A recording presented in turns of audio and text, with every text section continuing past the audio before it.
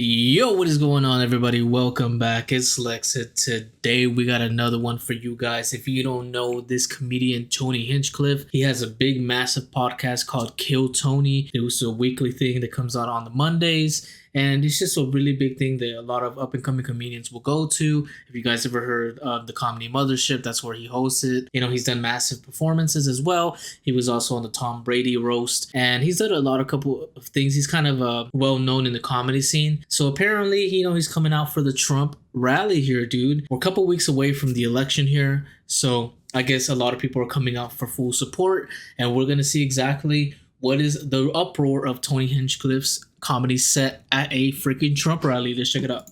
Welcome to the stage, comedian, roaster, and host of the Kill Tony podcast, Tony Hinchcliffe. Uh-oh. They got a little WWE entrance there. Freaking Tony, what is up? Wait. Is that Big X the Plug, bro? He's coming out to Big X the Plug. Okay, little WWE entrance there. Pretty sick, that's pretty badass. Damn, dude. First off, I cannot believe that they're gonna be having a comedy set, and not only a comedy set, a big, massive kind of roast type of guy like Tony Hinchcliffe here. You know damn well that he's gonna hurt some people's feelings, and he definitely did. So let's get into it. Madison Square Garden, how we feeling, huh? Wow, isn't this special? 17 years ago, I was sleeping in my car behind the Comedy Store in LA, and I'm proud to say this is my 4th time performing at Madison Square Garden, the most famous arena in the damn world. The American dream alive and well right here. This is very different than where I'm used to performing, though. I'm used to nighttime with people. It's crazy that I wonder if he got hired for a performance or like a full endorsement or a speech. Like, I don't know exactly. I'm sure this is performance mode, though, right? Why would you get Tony Hinchcliffe to just come speak? He's gonna perform. He is a comedian. People drinking, not so many babies in the crowd, and people that are obviously only here for Lee Greenwood tonight. Normally, I don't make my political beliefs a known thing. It's divisive for a comedian to do that, but just know... Yeah, but it feels like every comedian is kind of using politics in their comedy these days. If not, they're talking about it in their freaking podcast. So it's not that uncommon these days, I don't think. I sleep well at night knowing who I'm voting for. Yeah. That's your Trump endorsement. Yeah. Trumpers. When I lay down and my head hits my pillow. My pillow. It is a fantastic pillow, by the way. Oh, here we go. I was staying at the Four Seasons up by Central Park one night, and I laid my head down, and it felt so good, and I thought to myself... You know what, man? I'll give it to him, dude. If you can find a really good pillow that, you know, adjusts to your liking, the way you like it. I don't know what type of pillow I like. I think I like him kind of firm, but like also a little bit soft. Like that's the way I like them. But finding a really good pillow is important, I think, for sleep. So, what an amazing pillow. I have a little bit of money now. I could buy a good pillow. And I took the pillowcase off, and there it was. My pillow, my pillow, my pillow. And damn it, I bought 4 of them. He's going to a full sponsorship here. And if you use the promo code KillTony, you can also buy 4 my pillows. There's serious stuff happening. I wonder if that was part of his set, or he got paid big bags to say that. I'm sure he got a big buttload of money for that. People, I live in the great state of Texas now. 18 years in Ohio, 20 years in California, and I got to see California turn to absolute horrendous thing. And traveling the world, I got to see San Francisco turn into one of the most demented cities, one of the greatest downfalls I've ever seen. And that is where the other candidate worked for. I've heard this through podcasting, but I've heard that they actually have like apps to tell you where freaking homeless people took shits at. Like, I don't know how true that is, but that is so crazy. Like, to have your freaking. And then I heard that the mayor or somebody over there cleaned up the whole entire like city or something for a Chinese. I don't know who it was, but he cleaned up the whole city for somebody who was coming over to visit. But you know they can't consistently do that, which is crazy. 2 decades, and it's absolutely wild to see. And in Texas, stuff is really, really crazy. We're right there by a wide open border. Where Yes, are my sir. proud Latinos at tonight? What up? What up? You guys see what I mean? It's wide open. There's so many of them. Yes, sir, dude. Running up It's in here, bro. absolutely incredible. I live by a border town, man, and man, massive. Believe it or not, people, I welcome migrants to the United States of America with open arms. And by open arms, I mean like this. Oh, that's hate. It's wild. And these Latinos, they love making babies, too. Oh, Just yeah, know come that. on, dude. They do. Dude, every Hispanic family, every Mexican family, massive families, dude. We roll in bunches, man. We roll like a damn army, dude. You get us one in here, and then we start spawning more, you know? So They he's do. right about that. There's no pulling out. Oh, hell no. They don't do that. We don't believe in protection. Protection? Yeah, right. Come inside, just like they did to our country. That's hate. That's hate. Republicans are the party with a good sense of humor. Really? Free speech is under... I hate how they I hate how these guys, the right is always, you know, making the left like this like super liberal wokeism type of thing, when in reality you don't have every left person, you know, thinking in such a woke, you know, point of view. Even I would consider myself a more left leaning person, but I also have my own thinking as well. I'm not just always thinking in like these trying to cancel somebody or trying to stop somebody from their freedom of speech or do these certain things. But I just hate how the right is always, you know, kind of creating this monster out of us, this woke monster out of us. But I guess in the same way we kind of do it to them when they have this conservative values or when they have these red pill type of stuff. Like, I guess it comes from both sides, but you know, it's just this kind of mental warfare that we do to one another to make ourselves the enemy, when in reality it's like, if we could just work together, you know, that would be nice, you know, some hippie Attack shit. people. I host a show, and each week I get updates what words we're allowed to use and not use here we go. anymore. It's happening right now. It's, you know what it is? It's they're talking, when they talk and they mention like leftist point of views, they're talking about like far left point of views. They're never actually talking about people who kind of have a sense of mind. You know, I'm not saying that, you know, everything that the far left has to say is completely wrong, because there are certain things that they brought into light that you know, it was helpful.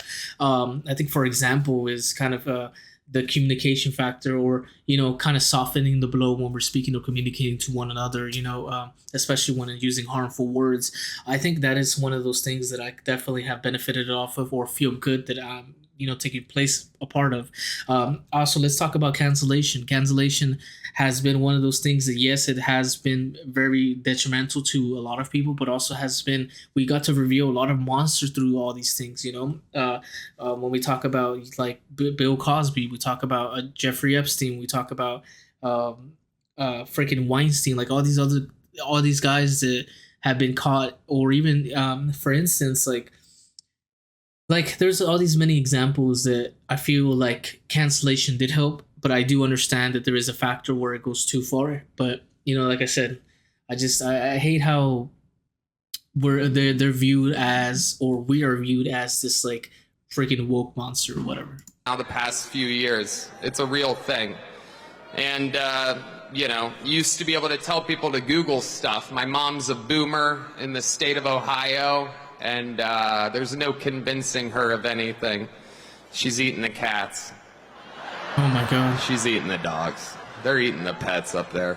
Eating everything, huh? It is absolutely wild times. Dude, that was crazy when Trump said that. They're eating the cats, they're eating the dogs, they're eating everything out there. That's so insane. Really is. And, you know, there's a lot going on. Like, I don't know if you guys know this, but there's literally a floating island of garbage in the middle of the ocean right now. Oh, here we go. Yeah. I think it's Set called up. Puerto Rico. Damn. Okay, all right. Dude. Ricans. This is why all the Puerto Ricans were pissed, bro. A floating land of garbage. That is messed up, huh? Okay. We're getting there. Again, normally I don't follow the national anthem, everybody. This isn't exactly a perfect comedy setup. There's some people here. I don't really think it was the best thing to do. I like it. I have other policies that I think it should be implemented as well. Like me personally, I think football should be all year round. Yeah. So many great athletes. I don't know about you guys, but I think that Travis Kelce might be the next O.J. Simpson. Oh, man. That's hate.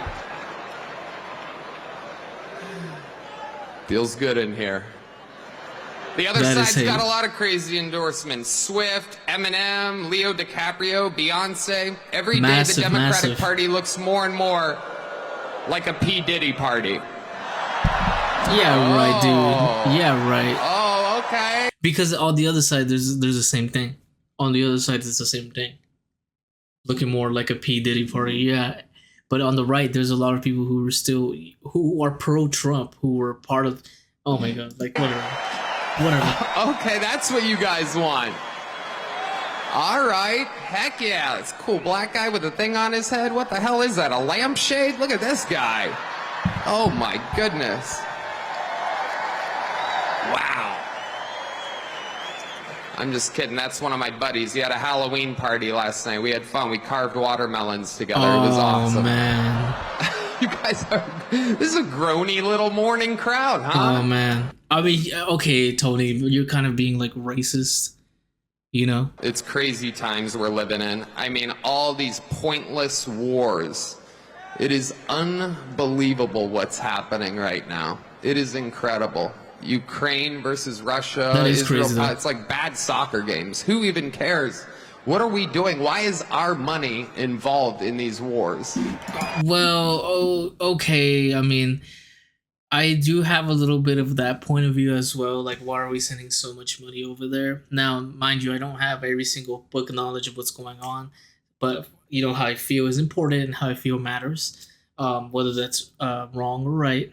But I do feel like there is a little bit of truth in that. When a reality is like, okay, why are we sending so much money over there? What are we doing? I mean, Kamala Harris on one of her interviews has pointed out that she did say, hey, we can do both. So given that, can we really do both? You know, we'll see about that. When it comes to Israel and Palestine, we're all thinking the same thing. Which is what? Settle your stuff already. Oh, damn. Best out of 3. Rock, paper, scissors. Nah. You know the Palestinians are going to throw rock every time. Oh. But you also know the Jews have a hard time throwing that paper. You know what I'm saying? All right, we're having fun now. We're cooking. These are okay. They're not the Hillary greatest. Clinton said that this is a Nazi rally here today.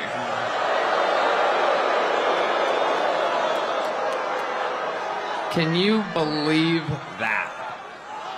For the most anti-war president of my entire lifetime, and she calls him Hitler. Let me remind you, Hillary, it was your husband who shot innocent people, or as he called them, interns. Oh, damn. Yeah, Hillary, I bet you did not see that one coming.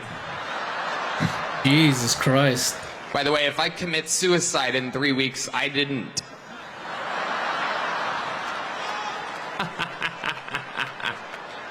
This is what he does, though. This is what he does. I mean, it's just obvious to me who the right candidate is. There's a guy out here dodging bullets. It is unbelievable, Dude, right? by the way, when he went on the Joe Rogan podcast, Joe was like, could you show me what's going on? And he's like, oh, it's pretty small. It's pretty small. Oh, that was pretty funny. Although, you know, it's still messed up that he got shot in the year where he got shot in general. And then he almost got shot like 2 weeks later again. Like, that's insane. Look, I don't agree with Trump, maybe at all, right? But, you believe in what you want to believe in. And I still don't think this freaking people should be getting shot, or at least candidates should be getting shot on freaking national TV. But I see how that uplifted He took it right in the ear. Unbelievable. I thought about this. I don't know if you have. Coolest place to get shot. Like if you're gonna get shot anywhere on your body, that's where you want it.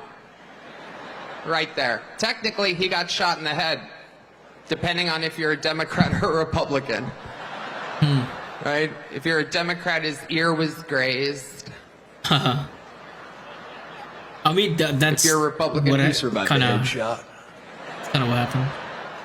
It is. It's the best place to get shot. I mean, it's good that it happened, the only though. part of the human body will drive a piercing through like a little girl's ear for no reason. Right? There's just it heals fast. Nobody cares.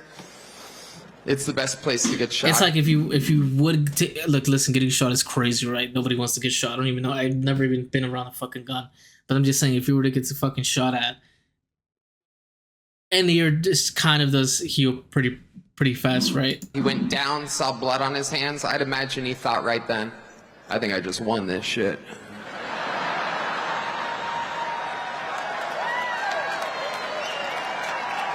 It definitely empowered him. If it wasn't already Stands up empowered. and says the most American words I've ever heard in my life. No. Before that, there was one more. Let me get my shoes. That whole sequence is crazy, bro. Fearless. Perhaps still with an active shooter. He's Shock, talking like maybe, a guy that just also. had the best one-night stand of his life. Right? Like, where's my knows many shoes of at? I those, gotta right? get the hell out of here. It covers them up. Let me get my shoes. Pays them out. And then the fight. What he did was so cool that Biden got COVID. Oh, yeah. Go back. Look at the timeline of everything again. 3 days after that. That means that Biden, he didn't get that from hanging out with sick people. He was in a sterile room in the White House watching blood running down Trump's face as he pumps his fist. Biden's like, oh, fuck. Oh, God, no. It's true. Trump survived an assassination attempt and Biden got COVID. We vote next week. God voted 3 months ago. Huh? Dang.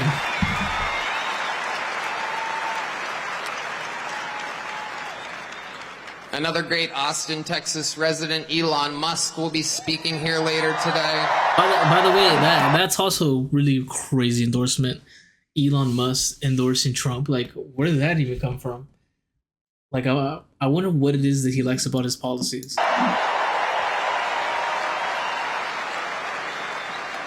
Unbelievable. Genius. You guys saw him shoot that rocket into outer space, the largest aircraft ever, fires it off into space, and then parallel parks it back to planet Earth. He's definitely one of the Kamala smartest people supporters all over. can't parallel park Smartest people in the world. Smartest people in the world. their Toyota Priuses properly. Okay, dude.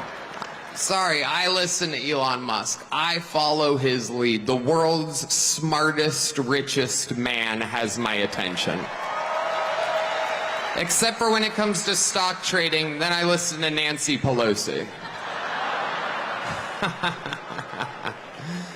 But censorship is amongst us, people. It's a very, very, very big deal. And I'm just here to say that you guys are for the right candidate. Tell your friends. Let's close it out. And let's make speech free again. Make America healthy again.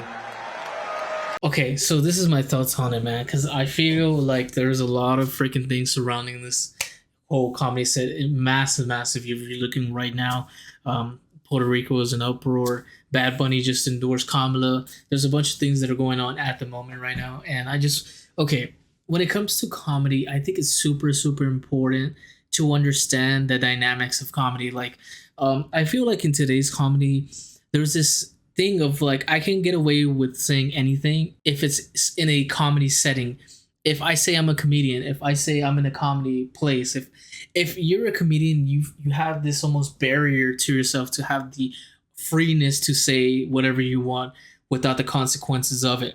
Now, obviously, I mean, I feel like that's the impression of a comedian, right? Because my objective here is to make you laugh, to make a joke surrounding something that, we clearly are somebody's thought about, somebody's thinking about, somebody, just make a joke around that. And I feel like it's a very, very blurry line, especially when you're not at a comedy club. Yes, you could be a comedian, but it's just the environment that you're in.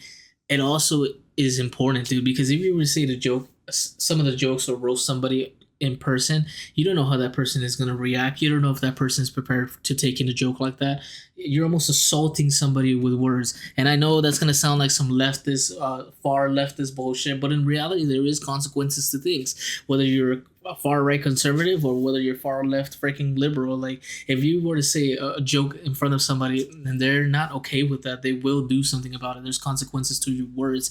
At least that's my perception of things, right? So when we're talking about Tony Hinchcliffe now fully endorsing Trump and kind of the whole thing that Trump has been behind, the whole shit about the racism or whatever that he's been accused of, and to be endorsing him, to be making jokes like this, even though Trump has officially denounced that he even knew who freaking Tony was, which how do you not know who Tony is? Whatever. Anyways, it kind of like puts a bitter taste in your mouth. When you're at a freaking rally making jokes against people, making jokes against like this whole freaking Puerto Rico, Latinos, all these diverse groups or whatever, like you're gonna have to face the consequences. You're gonna have to face the heat of that. And I think that's something that he maybe understood going into it or didn't understand going into that, is that I'm at a rally, I'm endorsing Trump, one of the most controversial people in the world at this current time, and I'm gonna make fun of these diverse groups, and it's all fun in the name of comedy. See, that's the problem with, I feel like, what it is with comedy today. Like, you don't know who you're gonna offend, you don't know what is gonna happen.